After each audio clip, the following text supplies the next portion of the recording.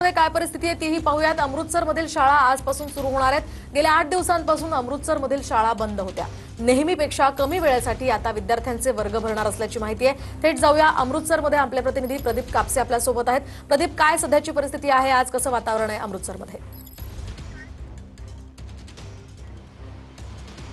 मोहिनी, सध्या पाकिस्तानच्या सीमेला लागून असलेल्या पंजाब राज्यातला अमृतसर जिल्हा जो आहे तो अजूनही रेड अलर्टमध्ये आहे। त्यामुळे रेड अलर्टमध्ये असल्यामुळे गेल्या 8 दिवसांपासून शाळा ज्या आहेत त्या बंद होत्यात। मात्र आज सकाळी 10:30 वाजता अमृतसर जिल्हा त्याचबरोबर तरनतारण या जिल्ह्यामध्ये शाळा ज्या आहेत सकाळी 10:30 वाजता ओपन होणार आहेत आणि 2:30 वाजेपर्यंत शाळा ज्या आहेत त्या सुरू असतील। सध्या आपण पाहतो की अमृतसर शहरामध्ये आणि जिल्ह्यामध्ये जनजीवन जे आहे ते हळूहळू पूर्वपदावरती येते।